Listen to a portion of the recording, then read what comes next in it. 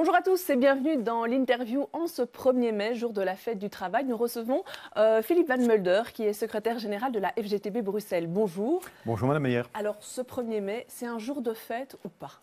Oui, comme chaque 1er mai, c'est à la fois un jour de combat et un jour de fête. Alors c'est vrai que ce n'est pas un jour de grève ou de grosses manifs revendicatives, mais c'est quand même un jour de combat parce que ça fait écho à tous les combats du passé et à tous les combats qu'on va encore devoir mener demain. Et puis c'est aussi un jour de fête parce qu'il n'est pas indispensable d'être triste ou de ne pas vouloir faire la fête quand on est un syndicaliste.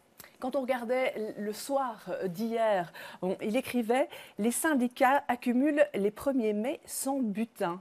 Il disait « Depuis 2014, les organisations syndicales tournent à vide et leurs traditionnels discours du 1er mai sont une litanie de revendications restées lettres mortes ». Est-ce que vous êtes d'accord avec cette analyse? Je suis très partiellement d'accord avec cette analyse. C'est vrai que pour l'instant, c'est extrêmement difficile et qu'on marque peu de goal, notamment par rapport au gouvernement fédéral. On a l'impression qu'il ne vous entend pas. C'est vrai.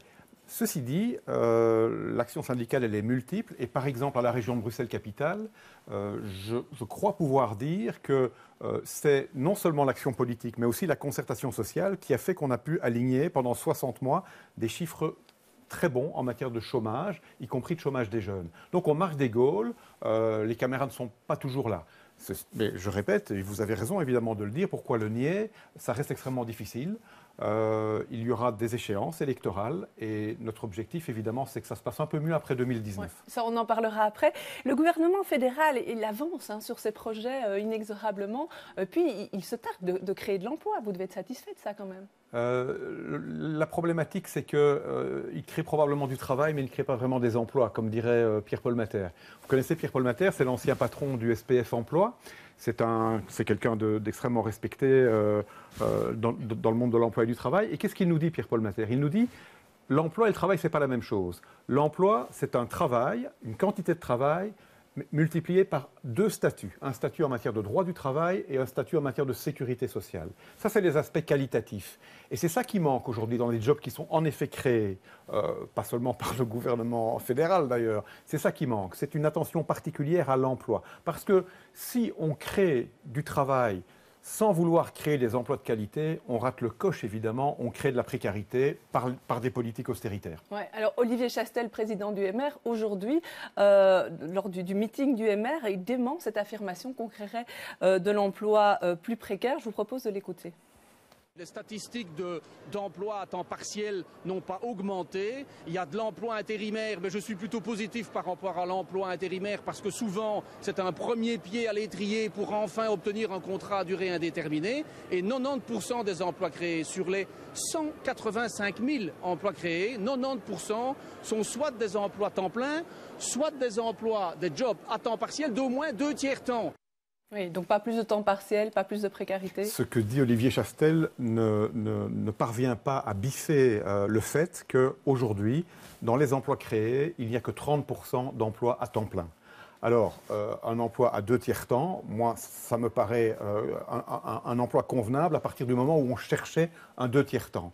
Mais se prévaloir de l'intérim et des emplois à 2/3 temps, je pense que ce n'est pas une bonne politique pour le MR. Oui, alors on parlait des relations entre le gouvernement fédéral et puis les syndicats, la FGTB en particulier. En janvier dernier, le Premier ministre avait solidement taclé votre syndicat. Dans une interview, il déclarait « La FGTB passe son temps à dire n'importe quoi. La FGTB a décidé de défendre le chômage, de miser sur le conservatisme absolu, sur la régression sociale ». Qu'est-ce que vous répondez à ça? Mais pas grand-chose, parce que quand on est dans ce niveau d'invective, c'est qu'on a vraiment un problème avec la réalité. Ça fait un certain nombre d'années que j'ai le plaisir de fréquenter vos studios.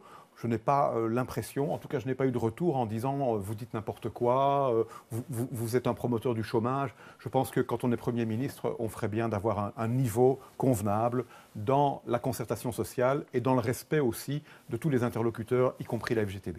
Ouais, dans votre discours de ce matin au meeting du Parti socialiste bruxellois, vous avez anglais sur la révolution numérique qui frappe notre société et dit « Cela crée une société de la performance ». En quoi est-ce que c'est négatif ça?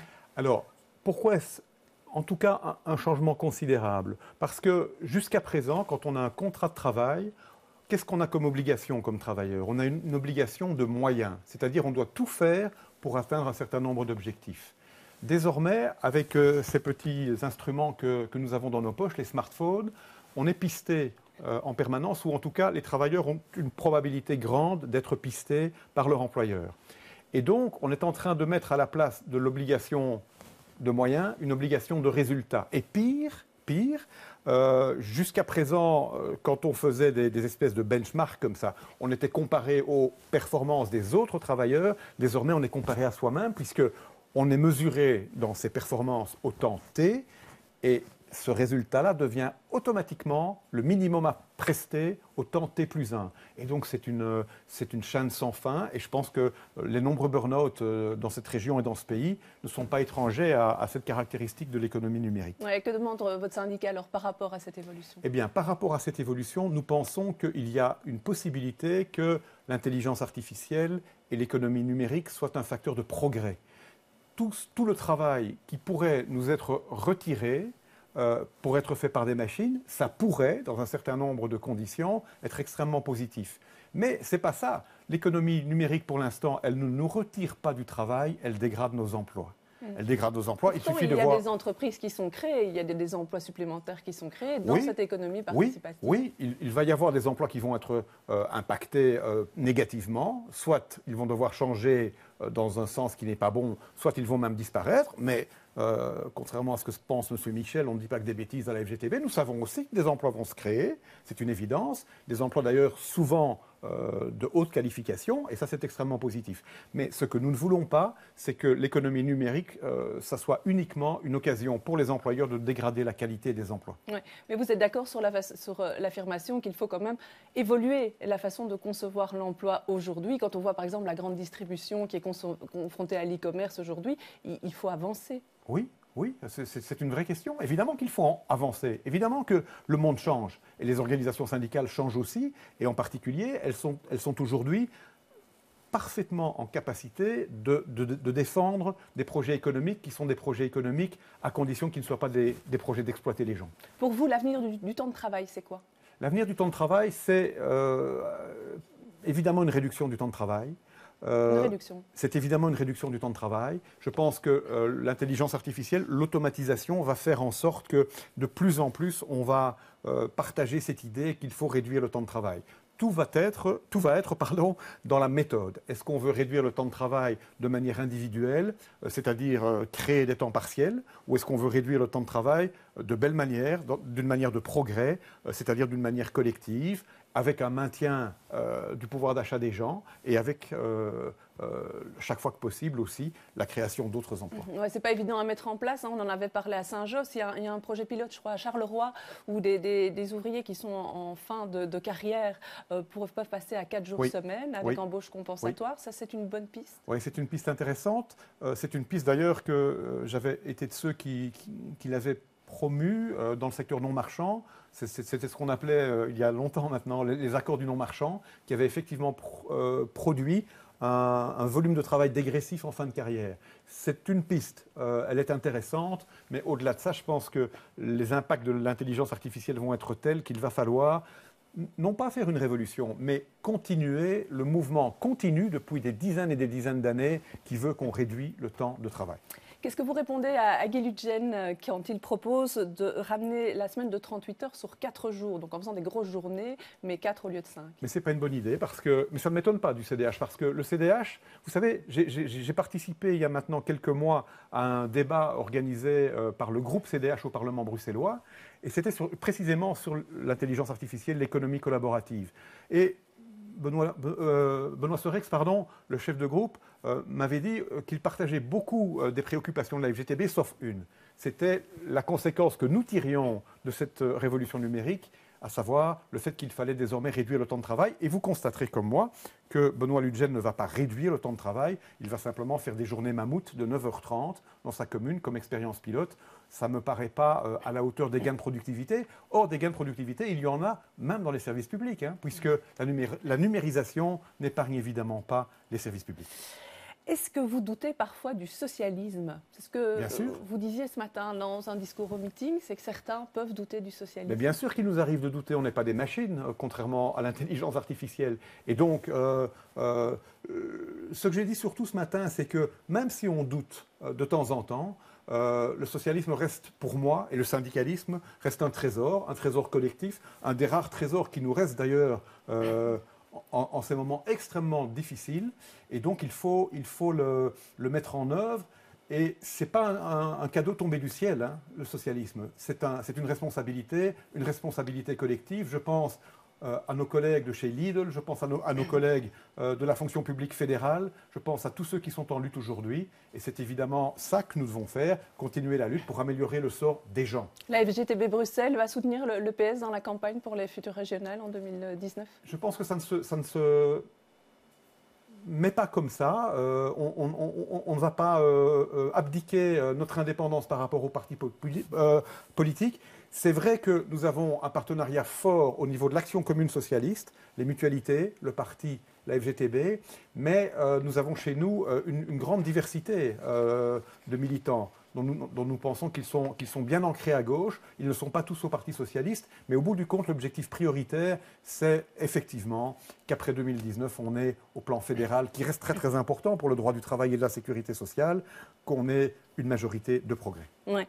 Ce matin, Didier Reynders, au meeting du MR, a exposé ses priorités pour Bruxelles, sécurité, propreté, mobilité. Et puis il dit qu'il faut donner à la région bruxelloise une réelle incarnation politique, ce qu'elle n'a pas aujourd'hui. Est-ce que Bruxelles manque de leadership ? C'est une attaque c'est une attaque ad hominem, je trouve. C'est une attaque, encore une fois, qui ne me paraît pas à la hauteur des enjeux. Si Didier Reynders veut dire que Rudy Verwoerd n'est pas à la hauteur, je pense que ça n'est pas vrai. On a un gouvernement régional qui a au moins une qualité. C'est que contrairement aux discours qui sont tenus au niveau fédéral, c'est un gouvernement régional qui pratique la concertation sociale. Pas simplement avec la FGTB, pas simplement avec les syndicats, avec les employeurs aussi. Et ce qui en sort est toujours intéressant et prometteur. Souvenez-vous, au cours des derniers mois, la mise en place de la stratégie 2025 qui produit des effets. Et donc voilà, moi je ne veux pas entrer dans des querelles de personnes, mais il faut que le débat politique gagne un peu de hauteur. Ouais. Vous allez bientôt quitter votre fonction Oui. à la tête de la FGTB Bruxelles. Qu'est-ce que vous conseillez à la personne qui va vous succéder ? D'être elle-même, de mettre au service de la FGTB de Bruxelles à la fois son volontarisme et ses compétences. Je me permets de parler comme ça parce qu'au bout du compte, nous avons une seule candidate à ma succession. Et donc, Estelle Keulemans. C'est Estelle Keulemans qui va si tout se passe comme prévu, évidemment être désignée. Et pourquoi n'en irait-il pas ainsi le 23 mai. Et donc, d'abord, je dirais une première chose. Je ne me sens pas le droit et encore moins le devoir de lui donner des conseils. C'est quelqu'un qui a une forte personnalité, qui fait du syndicalisme depuis plein d'années. Et ça va être vraiment fabuleux. Moi, je pense qu'elle va faire une grande secrétaire générale de la FGTB Bruxelles. Eh bien, je vous remercie d'être venu sur ce plateau. Je vous remercie de nous avoir suivis. Demain, vous retrouverez Jean-Jacques Deleu dans l'interview. Son invité sera Karine Lallieu. Je vous souhaite à tous une excellente fin de journée.